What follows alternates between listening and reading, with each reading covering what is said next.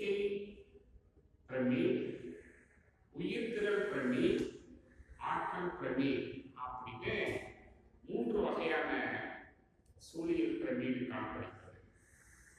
எண்ணிக்கை பிரமீடுனா என்ன சார் அப்படின்னாக்க, புல்வெளியில் காணப்படக்கூடிய சூழியல் பிரமீடு. இங்கு இத்தகைய சூழியல் பிரமீடு நேரான எண்ணிக்கை பிரமீடு ஒவ்வொரு ஆற்றல் மட்டத்திலையும் இருக்கக்கூடிய உயிரினங்களின் எண்ணிக்கையை குறிக்கக்கூடியது எண்ணிக்கை பிரமீடு. இந்த எண்ணிக்கை பிரமீடு புல்வெளிகளையும் குளங்களையும் நேராக காணப்படும். அதாவது அடிப்படையில் அதிக எண்ணிக்கையுடைய உயிரினங்கள், உற்பத்தியாளர்கள், அதுக்கடுத்து மேலே செல்ல முதல் நிலை நுகர்வோர், 2ஆம் நிலை நுகர்வோர், 3ஆம் நிலை நுகர்வோர், இப்படி செல்ல எண்ணிக்கை குறைகிறது, உயிரினங்களின் எண்ணிக்கை குறைகிறது. ஆகையினால் இது எண்ணிக்கை பிரமீடு நேரானது புல்வெளிகளையும் குளங்களையும் காணப்படுகிறது. அடுத்தது எண்ணிக்கை பிரமீடு வனம், காடுகள் எப்படி சார்ந்தது அப்படின்னாக்க, அடிப்படையில் குறைவான எண்ணிக்கையினுடைய உயிர்கள், அடுத்த அதிகமான எண்ணிக்கையினுடைய உயிர்கள், அடுத்தது குறைவு, அடுத்தது மிக குறைவு, இப்படி கதிர் வடிவத்தில் பிரமீடு காணப்படுகிறது. எண்ணிக்கை பிரமீடு கதிர் வடிவம் எந்த சூழ்நிலை மண்டலத்தில்? வனம் சூழ்நிலை மண்டலத்தில்.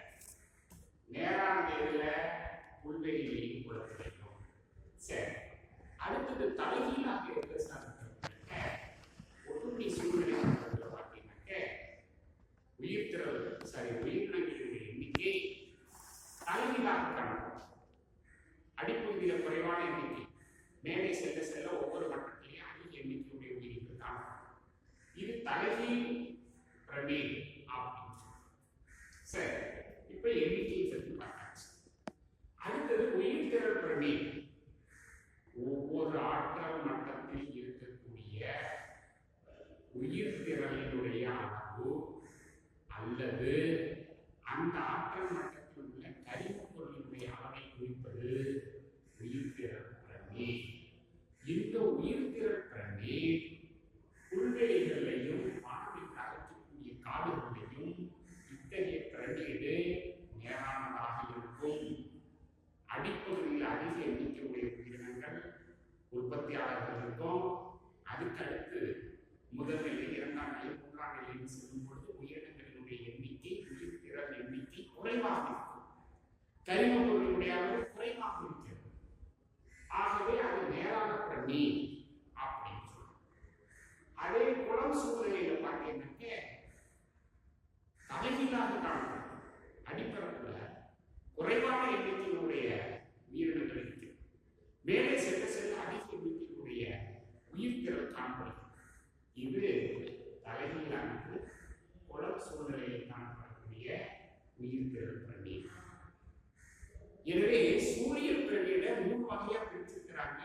ஒன்று எண்ணிக்கையினாலான பிரமீடு, ஒவ்வொரு மட்டத்திலும் இருக்கக்கூடிய உயிரினங்களின் எண்ணிக்கையை குறிக்கக்கூடிய திட்ட வரைபடம்.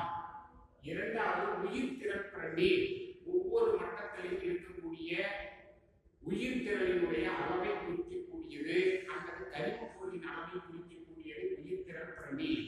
3வது ஆற்றல் பிரமீடு, ஒவ்வொரு மட்டத்திலும் இருக்கக்கூடிய ஆற்றலின் அளவை குறிக்கக்கூடிய ஒரு பிரமீடு ஆற்றல் பிரமீடு. இந்த ஆற்றல் பிரமீடு எப்பொழுதும் நேரானதாக இருக்கும். இதுவரை பிரமீடுகளை பற்றி பார்க்கலாம். சூழியல் பிரமீடு, அதனுடைய வகைகள் எல்லாம். அடுத்தது சிதைத்தலை பற்றி பார்க்கலாம். சிதைத்தல்னா என்ன சார்? இறந்து போன தாவர விலங்கு கழிவுகள் சில சிதைப்பு நீர்களால் அவை கரிம பொருளாக உடைக்கப்படும். அப்படிப்பட்ட ஒரு செயலுக்கு சிதைத்தல். சில வகை நுண்ணுயிரிகள், சில வகை சிதைப்பவைகள் சில தாவர விலங்கு கழிவுகளை எளிய பொருளாக கரிம பொருளாக மாற்றுகிறது. இதற்கு சிதைத்தல் அப்படின்னு பேர், டிகாம்போசிஷன். இந்த சிதைத்தலுடைய இயல்பை பற்றி பார்க்கும்போது கார்போஹைட்ரேட், கொழுப்பு, புரதம் விரைவாக சிதைக்கும். அதே நேரத்தில் செல்லுலோஸ், லிக்னின்,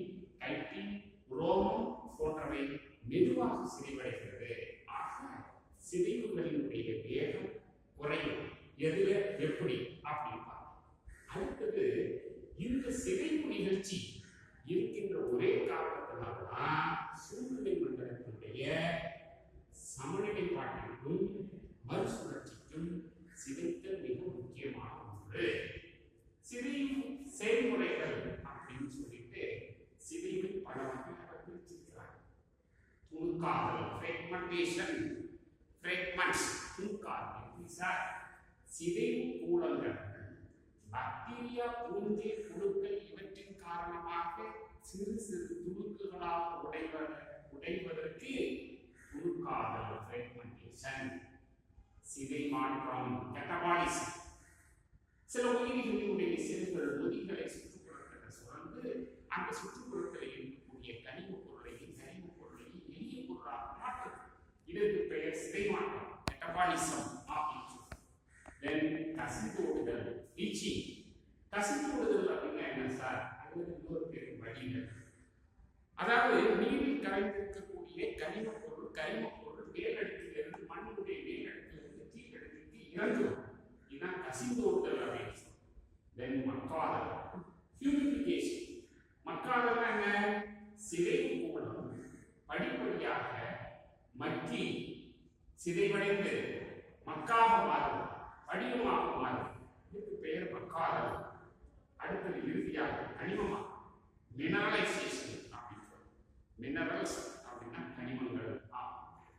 சில நுண்ணிய உயிரிகள் இறந்து போன தாவர விலங்கு கனிமங்களை, கனிம கூலங்களை அவை கனிம பொருளாகவோ சிதைக்கிறது. இதற்கு கனிமமாக்கல் அப்படின்னு. இப்போ சிதைவு செயல்முறைகின்ற துணுக்காதல், சிதை மாற்றம், கசிந்தோடுதல், மக்காதல், கனிமமாக்கல் அப்படின்னு பல வகையை சொன்னேன். அடுத்தது சிதைவு செயலை பாதிக்கக்கூடிய காரணிகள் எது? மக்கி போன தாவர விலங்கு கழிவுகளை மண்ணோட மண்ணாக மக்கி சிதைந்து கனிம பொருளாக மாற்றுவதற்கு சில நுண்ணுயிரிகள், அதிலிருந்து சுரக்கக்கூடிய சில நொதிகள், வேறு சில பொருள்கள் காரணமாக இருக்கிறது. இந்த நுண்ணுயிரிகளினுடைய வளர்ச்சியை தடை செய்யக்கூடிய பொருள்கள்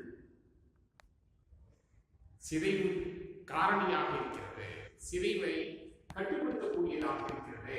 சிதைவை பாதிக்கக்கூடிய காரணி அப்படின்னு பார்க்கும்போது வெப்பநிலை. அதிக வெப்பம் சிதைவை பாதிக்கும். அமில காரத்தன்மை, pH வேதி சிதைவை பாதிக்கும். மண்ணினுடைய ஈரப்பதம் சிதைவை பாதிக்கும். காலநிலை காரணிகள், சூரிய ஒளி, வெப்பம், மழையளவு போன்றவை சிதைப்பு காரணிகளை பாதிக்கக்கூடியதாக இருக்கிறது. ஆகையினால் இதுவரை இப்ப என்ன பார்த்தோம் அப்படின்னா, சூரிய பிரமிட் ஒரு சூழ்நிலை மண்டலத்தில் உள்ள பல்வேறு ஆற்றல் மட்டங்களை திட்ட வரைபடமாக விளக்குவதற்கு சூரியன் பிரமிடு பேர். பிரமிடுனா என்ன? பிரமிடுடைய வகைகள் என்ன? சிதைத்தல்னா என்ன? சிதைத்தலினுடைய வகைகள்னா என்ன? சிதைத்தலினுடைய முக்கியத்துவம், சிதைத்தலினுடைய வகைகள், சிதைவை கட்டுப்படுத்தக்கூடிய தடை செய்யக்கூடிய காரணிகளை பற்றி பார்த்தோம். அடுத்த கிளாஸில் மீண்டும் சந்திப்போம். நன்றி.